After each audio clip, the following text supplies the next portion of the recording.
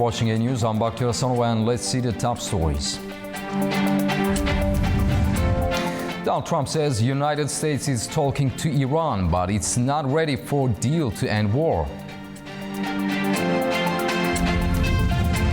Israel says troops launch ground operations against Hezbollah in South Lebanon. And exit polls show nearly 90% of voters support Kazakhstan's new constitution in referendum election.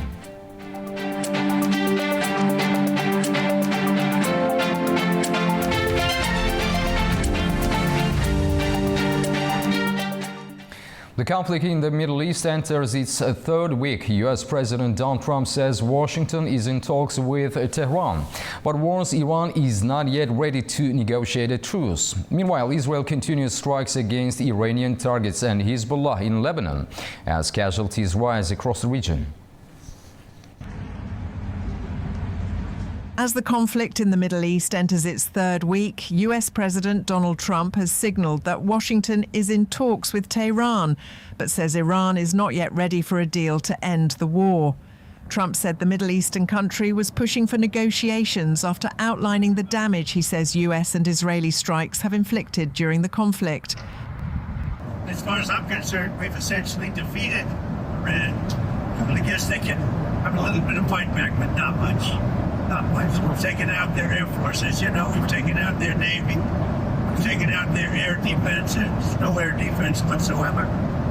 We've taken out their leadership times 2 or 3, might be 3, find out. So they want to negotiate. They want to negotiate badly. I don't think they're ready.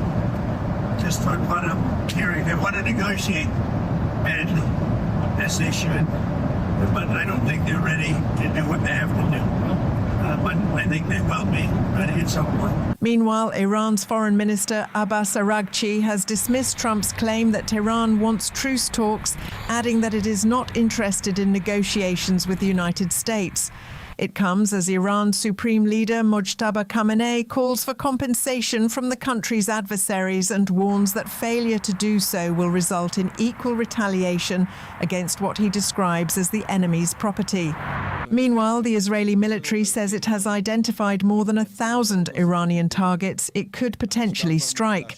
The military also says it will continue to carry out attacks in Iran and against Hezbollah in Lebanon until it removes what it considers threats and achieves the objectives of the operation.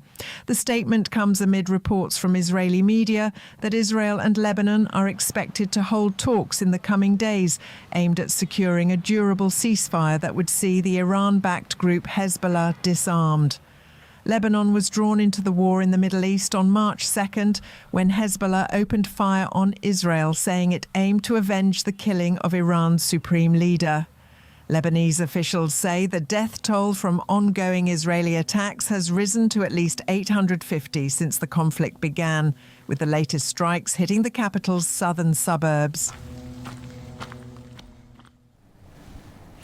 The Israeli army announced on Monday that its troops have begun limited and targeted ground operations against Hezbollah strongholds in southern Lebanon. Israel Defense Forces said on X that forces launched the operations to strengthen the forward defense zone along Israel's northern border. Army added that operations include dismantling the Lebanese group Hezbollah's infrastructure and eliminating its members operating in the area. The military also noted that it will continue operating against Hezbollah.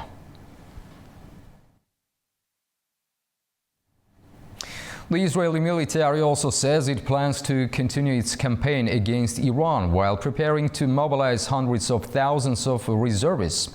Our correspondent Maria Rodriguez-Abalde has more from Tel Aviv. Israeli troops from the 91st Division began targeted ground activity against key Hezbollah sites in southern Lebanon as part of an effort to expand the forward defense zone and remove threats to northern Israeli communities. For that reason, Israel's government is preparing to approve the mobilization of up to 405,000 reservists as the request of the IDF. At the same time, the Israeli Defense Forces told the plan to extend the war in Iran for at least 3 more weeks with the goal of striking thousands of targets that are still pending. But IDF spokesperson stated that as a military, they do not aim to overthrow a regime. The attacks on the Persian Republic do not cease. The IDF estimate that 70% of the missile launchers have been destroyed and more than 100 air defense systems and hundreds of additional detection systems allowing the Air Force to enter and exit Iran without being detected. Iran used its Sejil ballistic missile against Israel for the first time. The Sejil, with a range of up to 2,000 kilometers and warheads of between 500 and 1,000 kilograms, allows for rapid launches from mobile platforms. The night in center Israel was quiet, but we woke up again with the sound of sirens. Israel's coordinator of government activities in the territory said that it will reopen the Rafah crossing, a main lifeline for residents in the Gaza Strip. The reopening of the Rafah border is expected to take place on Wednesday. According to the plan, the land crossing will reopen in both directions for limited movement of people only. It mentions that the crossing will be operated in accordance with the mechanism that was in place prior to its closure. The passing of residents through the crossing will be facilitated in coordination with Egypt, following prior security approval by Israel and under the supervision of the European Union mission. In addition, further screening and identification procedures will be conducted by Israel.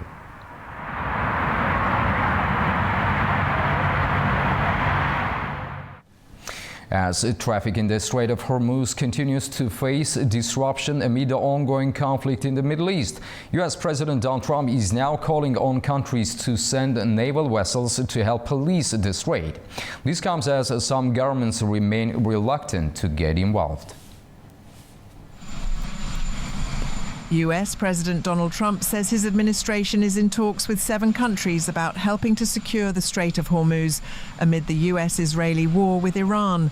The strait has seen reduced traffic following Iranian retaliation against ships linked to what it considers its enemies. Trump insists that nations heavily reliant on oil from the Gulf have a responsibility to help protect the waterway. We are talking to other countries about working with us on the policing of the strait. And I think we're getting good response. If we do, that's great, and if we don't, that's great too. We are demanding that these countries come in and protect their own territory because it is their territory.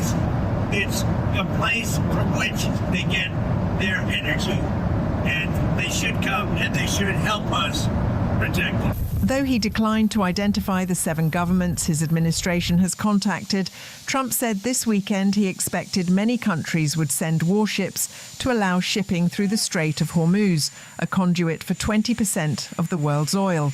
In a social media post, he said he hoped China, France, Japan, South Korea and Britain would participate. Trump also warned against NATO countries failing to assist the United States. China has said it is in talks with all sides involved and called for a de-escalation of the conflict.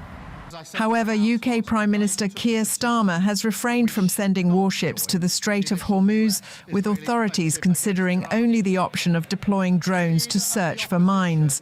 Japan's Prime Minister Sanae Takaichi also showed resistance, saying Japan has no plans to dispatch naval vessels to escort ships in the Middle East. Takaichi said her government is currently assessing what steps may be required. As we have not yet received any such requests, it is difficult for us to respond to hypothetical matters. The Japanese government is currently examining what necessary measures should be taken. Of course, this will be within the Japanese legal framework, but we are proceeding with consideration as to how we can protect the lives of Japanese vessels and their crews, and what can be done in such regards. France, Germany, Australia and South Korea have also signalled reluctance to answer the US president's demand, as international concern grows that the war could be prolonged indefinitely. The International Energy Agency ordered the immediate release of emergency reserves of its member countries in Asia and Oceania amid the largest supply shock in oil market history. 32 member countries unanimously agreed to release 400 million barrels of oil in response to disruptions caused by the Middle East conflict. Of this total, 271 million barrels will come from government stocks, 160 million barrels from obligated industry stocks, and 23 million barrels from other sources.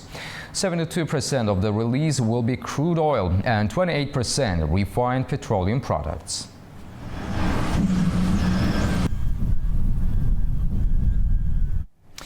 Two key meetings are taking place in Brussels on Monday as European Union energy and foreign ministers address the impact of rising tensions in the Middle East. EU energy ministers are meeting to curb soaring energy costs after oil and gas prices surged amid the Iran conflict. The European Commission is preparing emergency measures including industry support, tax cuts and carbon market adjustments. Meanwhile, EU foreign ministers will discuss strengthening the Middle East naval mission aspirates through expansion to the blocked Strait of Hormuz is unlikely. Talks will focus on Kaja Kallas urging more member states to contribute ships and resources. We first have to discuss what the member states are willing to do in the Strait of Hormuz. There's also discussion that there could be element when the big fighting is over. But of course, the needs to open the Strait of Hormuz are there right now. So we will discuss this today. Delegations from the United States and China are meeting in Paris for the latest round of bilateral talks. The meetings are expected to pave the way for President Donald Trump's visit to China for a summit with President Xi Jinping at the end of the month. Ross Cullen sent this report from Paris. Well, the US Treasury Secretary Scott Bessent is heading up the delegation from Washington, and the Chinese Vice Premier He Lifeng will be leading the team from Beijing here in Paris for the 2 days of talks between the United States and China. They have met for negotiations several times over the last year or so, meeting in London, Stockholm and Madrid. Most of their talks recently have focused on economic issues, tariffs, imports and exports between both sides, and financial issues. This time around, we do understand that most of the discussions will be focused on preparations for Donald Trump's trip to China, expected at the end of the month for a summit with the Chinese President Xi Jinping. If you cast your mind back a year to spring 2025, both sides were actually engaged in retaliatory tariffs, imposing import taxes, each one more punitive than the last after Donald Trump originally announced those sweeping tariffs. Right now, both sides are in something of a trade truce as they try to iron out some of those economic issues to be able to ensure that there are the possibilities of positive policy announcements that both President Xi and President Trump will be able to make during the visit. It's not only preparations for the summit and economic issues that are on the agenda. The war in Iran will be coming up between both sides because the United States has asked China to put pressure on Iran to open up the Strait of Hormuz for regular shipping both ways. China relies very heavily on Iranian oil exports to support its economy. It does have huge strategic reserves that it can tap into if needed, and we do know that Beijing has been in touch with Tehran in recent days to try to ensure safe passage for as many tankers as possible. So there will be other issues on the agenda, but top of the list will be ensuring that preparations can be underway for the expected Trump-Xi summit in China at the end of the month. Ross Cullen for A News, Paris. Hollywood's biggest night delivered major wins, historic firsts and a few surprises at the Academy Awards. Action thriller One Battle After Another dominated the awards with some biggest wins, while several stars made Oscars history. Here is a look at the highlights from 98th Academy Awards ceremony. The Oscar goes to One Battle After Another. Dark comedy political thriller One Battle After Another was the biggest winner of the night at the Academy Awards, taking home 6 Oscars, including Best Picture. The film's director, Paul Thomas Anderson, also won Best Director, while the film picked up Best Adapted Screenplay. You are the heart of this movie. Meanwhile, vampire horror film Sinners entered the night with a record-breaking 16 nominations, the most ever for a single film, but ultimately won 4 Oscars. Its director, Ryan Coogler, took home Best Original Screenplay, while cinematographer Autumn Durald Arkapour made history as the first woman to win the Oscar for Best Cinematography. Michael B. Jordan. In the acting categories, Michael B. Jordan won Best Actor for his dual performance as twin brothers in The Sinners, beating strong competition from Timothée Chalamet. Jessie Buckley. Best Actress went to Jessie Buckley for her powerful portrayal of William Shakespeare's wife in the historical drama Hamnet. The win makes Buckley the first Irish performer to take home the award in this category. None of this is possible without you. Veteran actor Sean Penn won Best Supporting Actor for playing the unpredictable villain Colonel Lockjaw in One Battle After Another, though he was not present to accept the award. Best Supporting Actress went to Amy Madigan for her chilling role as Aunt Gladys in the horror film Weapons.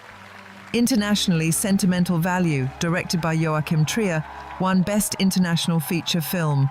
It is the first Oscar in that category for Norway after 6 nominations. K-pop Demon Hunters won Best Animated Feature and also triumphed in the Best Original Song category with Golden.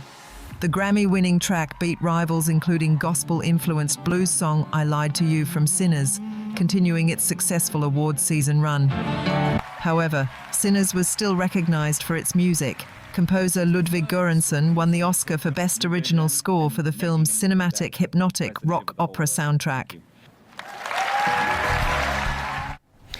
Now we'll take a short break. Right after the break, we'll discuss escalating Middle East tensions and the growing risks to global oil supplies through the Strait of Hormuz. Stay tuned.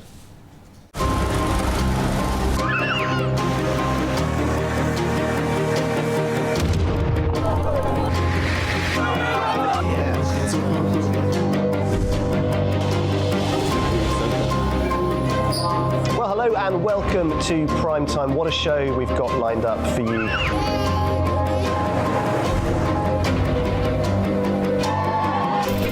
In a complex world, clarity is power.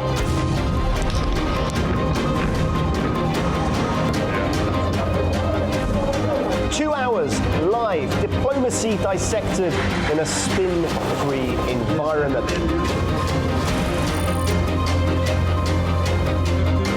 That's Prime Time with me, Guy Schoen, weekdays on A News.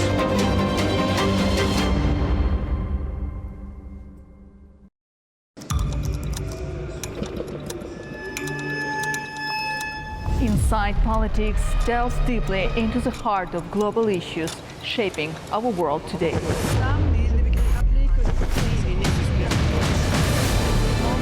Join me for your go-to source of political analysis from across the region and beyond.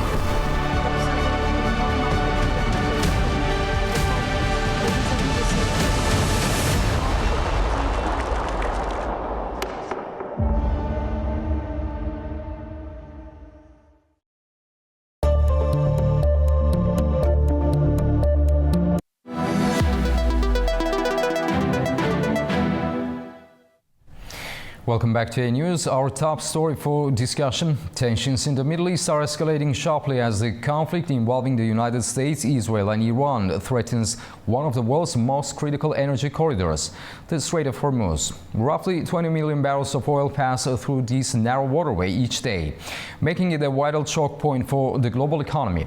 With oil prices climbing above $100 a barrel, emergency reserves being prepared for release, and global shipping increasingly at risk, fears are growing that the crisis could trigger a wider geopolitical and economic shock.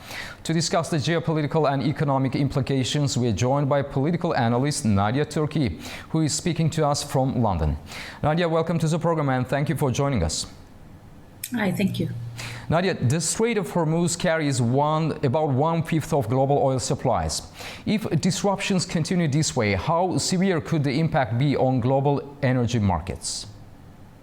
Actually, it's going to be very severe, and we can see escalation. We cannot see any turning back or any way back, even with what Trump called is going to create allies to work on this, but it's not going to work that good because, as we seen when the war started, I don't know, they put their options or they didn't, because normally they should think about the Strait of Hormuz and how it's going to influence and affect the situation. But now it's very critical, and personally, I don't see any going back on that, and it's going to be more escalated. So oil prices have already surged above $100 per barrel. Do you expect further spikes if tensions escalate? Yes, definitely. I'm expecting that, and I can see that is happening in the next few weeks, actually, or before. Iran is insisting on, and they have the solid paper for Iran to put pressure on the situation, and we can say it's the only solid paper to put pressure on the situation is the Strait of Hormuz, and they're not going back on it. Nadia, the International Energy Agency is preparing emergency oil releases. How effective are such measures in stabilizing markets during geopolitical crises? It's going to help, yeah. It's effective. It's going to help for a while, but the question here for how long is going to help? If this war going to carry on, the pressure going to be the same, the escalation going to be even more severe. So the problem is for how long is going to help. It could help like for few months, a year maybe, but after that, what they're going to do? It's going to relieve the situation for a bit, but it's not going to relieve it for a long time. So Donald Trump has urged allies and even China to help secure the strait. How realistic is the formation of an international naval coalition? This is, I don't think it's going to work, mainly because Iran said they allow many countries, different countries, to go via the Strait of Hormuz, and one of them is China, so they have no problem. So China having allies with the US on this, I don't know how effective is that and what kind of agreement they're going to make about it. But even if it's not that feasible, and even if it's going to happen, maybe it's not going to be that quick. But several countries have reacted cautiously to that request. What does this hesitation tell us about the current state of global alliances? Sorry? But several countries have cautiously responded to Donald Trump's invite. What does this tell us about the global alliances? The global alliances now, even when it came to war, not only to here, it's not straight away. Like every time Trump called for allies, even to join him in war, and with some countries they are very cautious, and it's not straight away. Yes, we are with you. Yes, we are on. People are thinking more cautiously now, and they thinking is if they can do it or no, and what they're going to get if they do it, and if they are implicated, what's going to happen to their countries, and they want less involvement with this war and with this situation in general. Nadia, beyond oil, how could disruptions in the Gulf affect global trade, shipping, insurance, and supply chains? It's affecting them. It's going to be much more expensive. The cost's going to be really much higher. And as I said before, the more the situation stay the same or get a little bit more complicated, it's going to be more complicated, and it's going to be the cost going to be much higher, and the oil going to be much more expensive. So Israel has also announced limited ground operations in Lebanon. Could the conflict expand into a broader regional war? Oh yes. Actually, it's in Lebanon. It's now on the region. We've seen many countries in the region have been affected, like the Gulf countries. From Israel, the side of Israel, Lebanon is affected. Iraq could be affected. Yemen can be involved as well. So I can see Yemen, Iraq, Lebanon directly involved in this war. Nadia, in your view, how might the Hormuz crisis reshape relations between major powers such as the United States, China, and European countries? It looks like it's going to reshape relations in a while, after a certain time. But U.S., Europe, maybe as allies. China, I'm not sure is going to be in this ally. I'm not sure it's going to be there yet. And finally, what diplomatic or military developments should the world be watching in the coming days? Diplomatic, there is not a lot that's going to be done. The talks are not going anywhere, and I don't think that Iran going to be involved in any talks in the near future. But on the ground, as you said, we see in like Lebanon more involved, and the Gulf countries are directly involved, and we can see the more critical is going to be if Iraq and Yemen going to be involved directly. Nadia Turki, thank you very much for joining us and for sharing your insights on this rapidly evolving crisis. We truly appreciate your time and expertise. Thanks a lot. Thank you. Now, after the break, we'll take a look at the major stories from the region.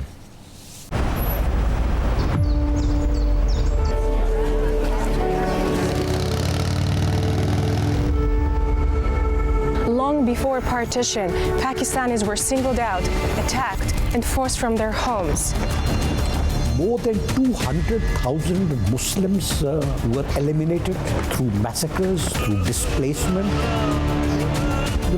In all Indian states, the communities are being oppressed, and the Indian Army is committing atrocities against them.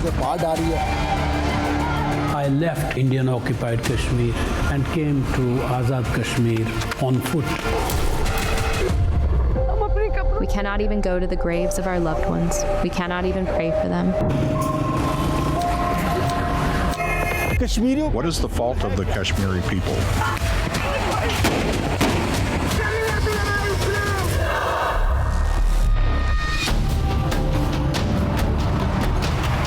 Kashmir is the place where partition never ended. The region of Kashmir is between 3 nuclear powers. If a nuclear war breaks out here, not only the South Asia, but the entire world will be affected. If India believes that people of Jammu and Kashmir are with them, let them go for their referendum tomorrow. For a Kashmiri, what matters the most is Azadi, is the right of self-determination. Azadi from Indian hegemony.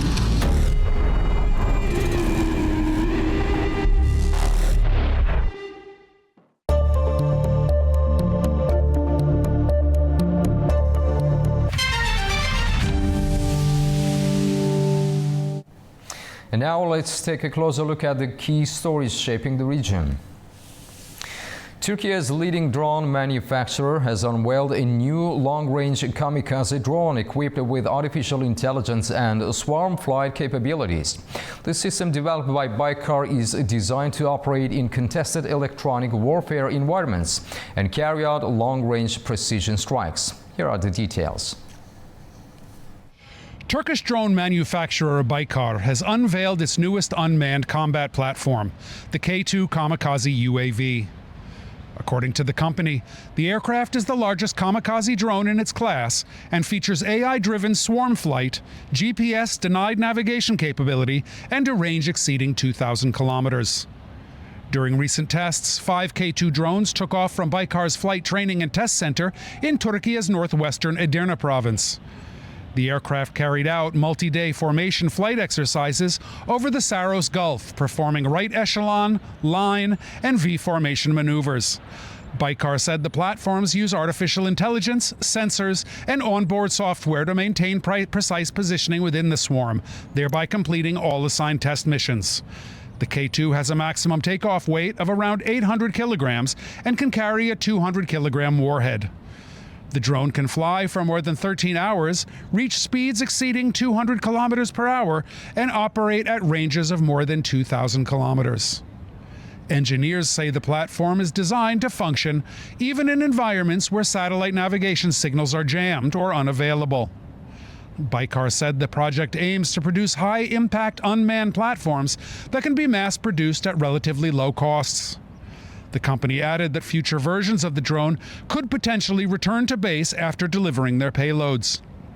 In recent years, Turkey has emerged as one of the world's leading producers of aerial drones, accounting for an estimated 65% of the global armed drone export market. Baykar alone controls an estimated 60% of this market and has exported drones to more than 35 countries worldwide. This is Adam Morrow for A News in Istanbul, Turkey.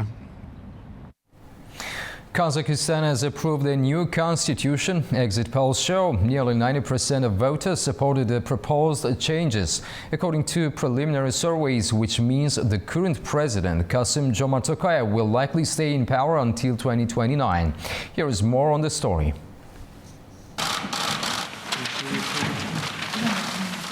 Kazakh voters approved a new constitution in a referendum on Sunday that may provide President Kassym-Jomart Tokayev with a loophole allowing him to stay in power beyond 2029, according to exit polls.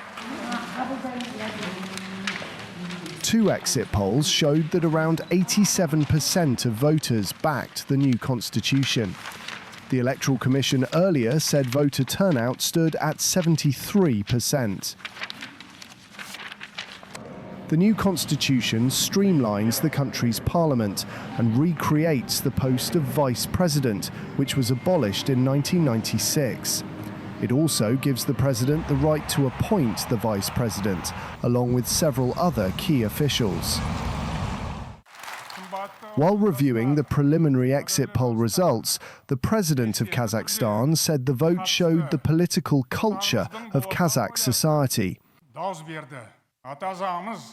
The citizens of our country supported the constitutional reform and actively participated in the referendum. They voted for the future of our homeland. This is a very good event. This decision will forever remain in world history. I have no doubts about this, because this is a symbol of true patriotism in our citizens. When asked by a reporter whether the constitution would facilitate a future transfer of power, Tokayev said the next presidential election would take place in 2029, when his current term ends. Voting in the referendum took place at more than 10,000 polling stations across the country. Another 71 polling stations operated at Kazakhstan's representative offices in 54 countries. More than 12 million citizens were included on the list of referendum participants. Uzbekistan's plans to build its first nuclear power plant were discussed with the International Atomic Energy Agency. The talks come as an IAEA mission prepares to visit the country to review the progress of the project. Our correspondent Sevil Rajapova has more from Tashkent. An International Atomic Energy Agency mission is expected to visit Uzbekistan in the second half of 2026 to assess progress on the country's first nuclear power plant project and review the development of national nuclear infrastructure. Uzbekistan's nuclear energy program was discussed recently during a meeting between the director of Uzbekistan's Atomic Energy Agency, Azim Akhmadkhodjayev, and the Director General of the International Atomic Energy Agency, Rafael Grossi. Uzbekistan plans to build its first nuclear facility in the Jizakh region, where an integrated nuclear complex is expected to include both large-scale capacity reactors and small modular reactors. The project's first stage involves constructing a 330 megawatt small nuclear power plant with 6 reactors, each capable of generating 55 megawatts of electricity. The first reactor is expected to begin operations around 2029. In the longer term, the project may expand to include 2 large VVER-1000 reactors, bringing the total generating capacity of the sites to more than 2.1 gigawatts. At the same time, Uzbekistan is expanding international cooperation on the project. The national agency Uzatom has recently discussed partnership with the French nuclear engineering company Framatome, focusing on advanced automated control systems designed to improve the safety and reliability of future reactors. It is Sivil Rajab reporting from Tashkent, Uzbekistan A News. China says it's stepping up diplomatic efforts to reduce tensions between Afghanistan and Pakistan after clashes escalated along their shared border.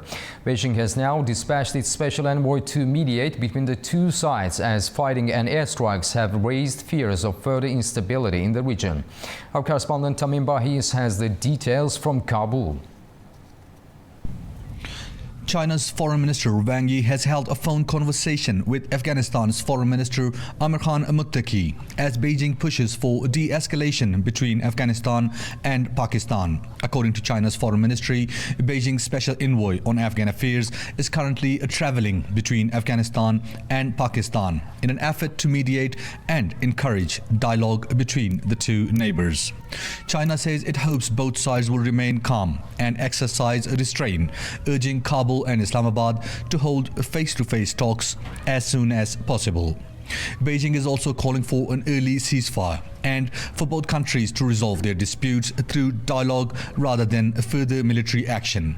The Chinese government says it stands ready to continue playing a constructive role in easing tensions and helping facilitate reconciliation between the two countries. The diplomatic push comes at a time of rising violence along the Afghan-Pakistan border. Clashes intensified over the weekend with reports of airstrikes and cross-border fighting, raising concerns about a further escalation between the two sides. As tensions remain high along the border, regional countries are increasingly attempting to step in diplomatically in hopes of easing tensions and preventing further conflict between the two neighbors. Tamim Bahis in Kabul, A News. Now we'll take a short break. Right after the break, we'll discuss how drones and artificial intelligence are transforming modern warfare and Turkey's growing role in the global armed drone market. See you shortly.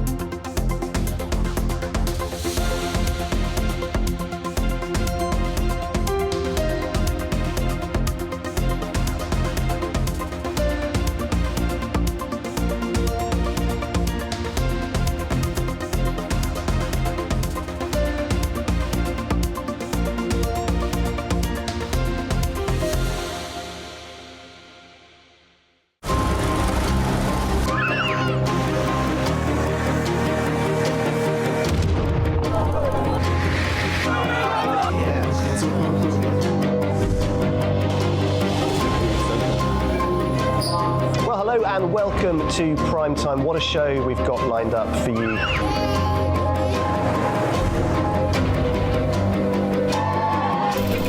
In a complex world, clarity is power.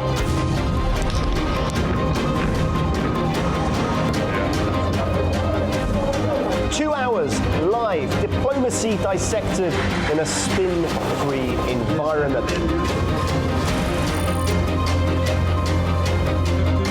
That's Prime Time with me, Guy Schoen, weekdays on A News.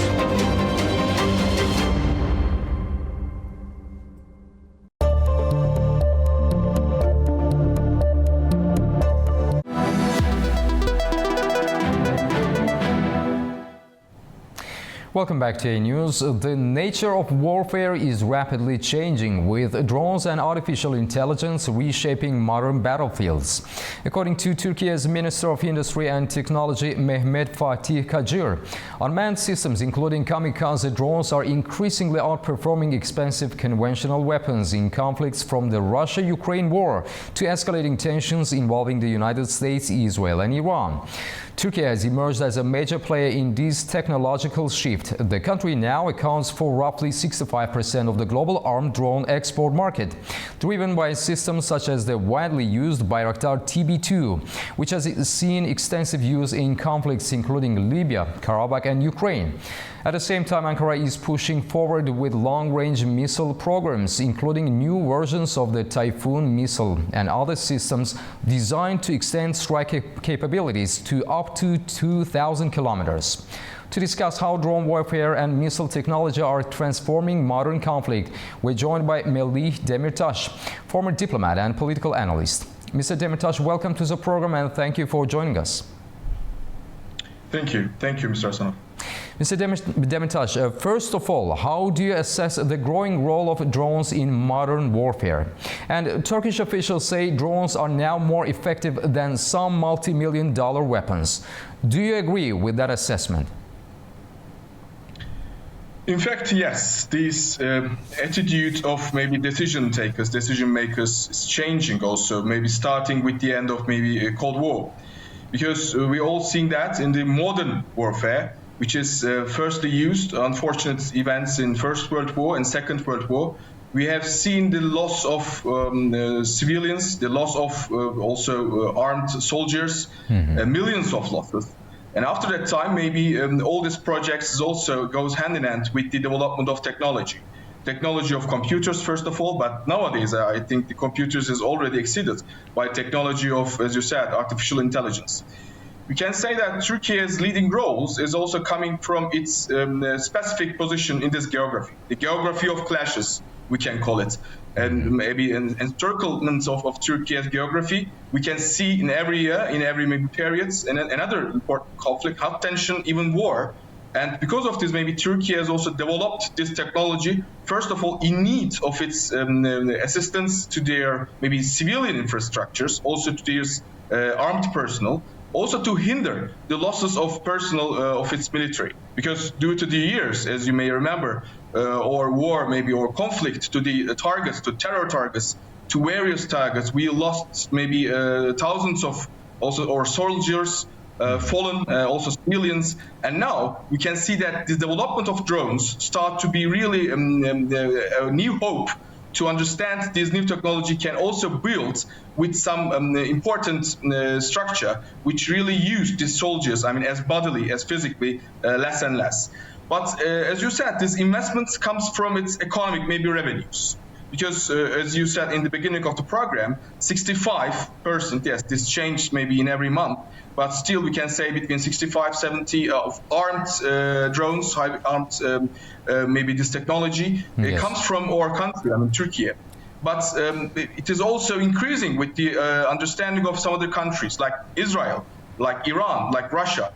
But they use these tactics, I think, much more heavily, much more maybe in a hot, tensive atmosphere. And unfortunately, starting from this conflict, I mean, in Ukraine, also in Israel, and now Iran, we use these technologies also costs maybe unfortunate civilians and unfortunate civilian infrastructures. And now we will discuss maybe in the in the coming decades how we will use it much more in a peaceful or much more in a non-conflictual manner. Mr. Demirtas, platforms such as the Bayraktar TB2 have been used in several conflicts. How significant has their battlefield impact been? Definitely it impacted, Mr. Hasanov, because these conflicts, as you've seen in these last 10 years, as you also mentioned from Ukraine, it started, but also to our brother country, to Azerbaijan. Yes. We also helped in this legitimate war. It really made an important victory and progress against Armenian forces. And we all see that it's also worked in Libya, in the other territories, also now, I think, in the Middle East, in Africa, in some other countries. They started to, in Indonesia, I think the other Asian countries started to use these technologies more and more in their structuring of new security assessments. I think directly it affected because a very, they call it quote unquote cheap technology. Yes, it is cheap. It is also needed maybe if you need in the former decades 10 or maybe 100 personnel. Now you are having maybe 1 or 2 or 3 maybe professionals who are really capable in making such progress in technology, especially artificial intelligence, and they can really make a real impact in this atmosphere, especially in very limited shortage of times we can use this technology. But still, as I said in my first response, it is really starting to be used in many conflicts, starting from this Israeli and especially Palestinian civilian targets. We also see it in this Ukrainian and Russian fronts. And unfortunately, this Bayraktar technology, also Roketsan and some other companies, yes, they developed it for some purposes of building maybe much more peaceful atmospheres. But nowadays, I think it is heavily used in much more conflictual environments. Mr. Demirtas, Turkey is also developing longer-range missiles such as the Typhoon missile. How could these programs affect regional security dynamics? This is the #1 rule of the game, Mr. Hasanov. Unfortunately, again, we all seen this, our geography is so changeable.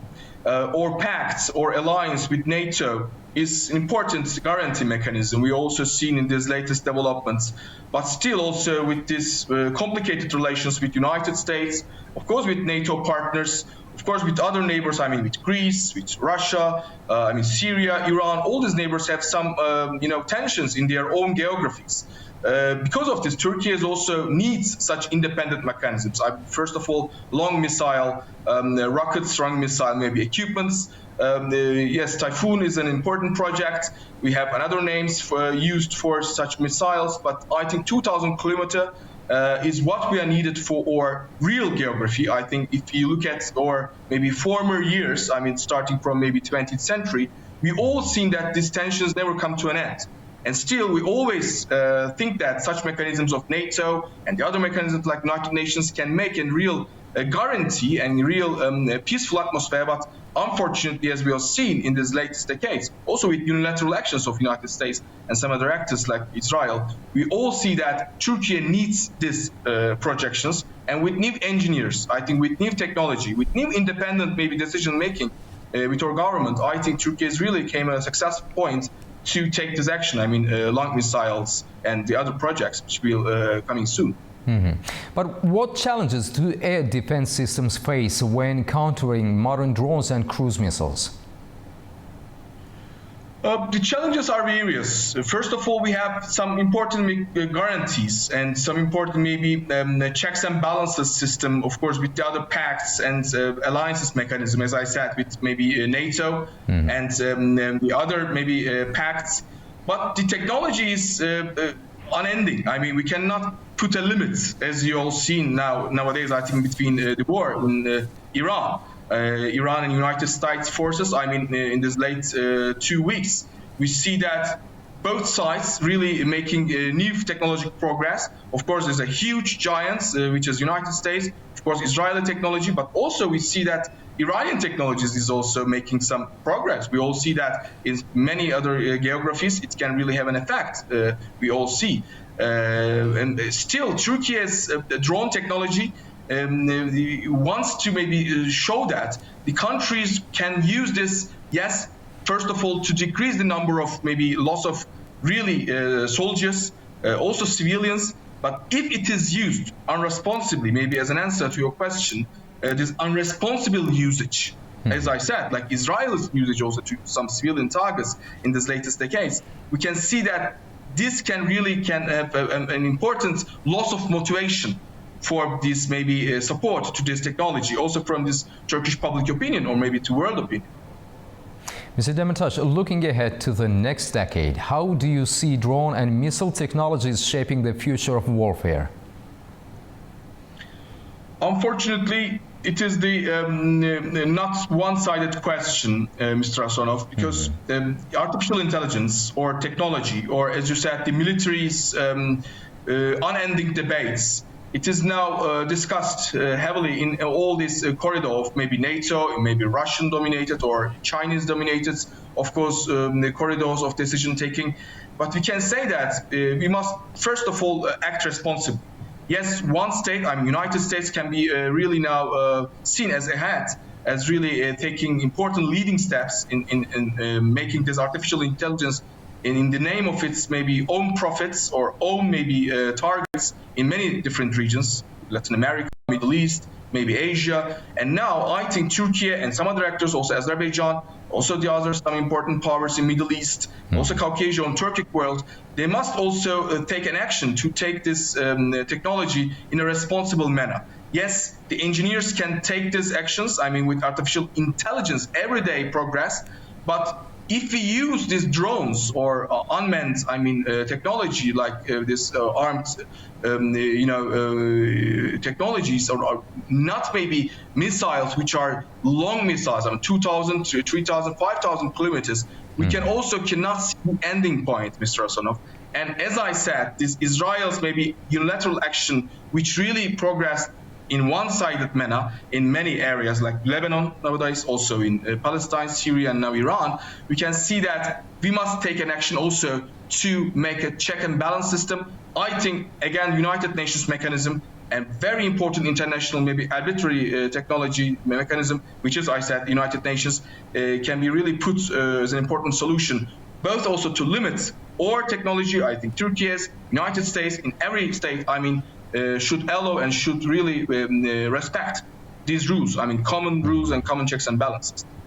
Melih Demirtas, thank you very much for joining us and sharing your insights on the evolving role of drones and missile technologies in modern warfare. We truly appreciate your time. Thanks a lot. Thank you. Thank you, Mr. Thank you. This concludes our news update for the hour. Thank you for your time and stay with us.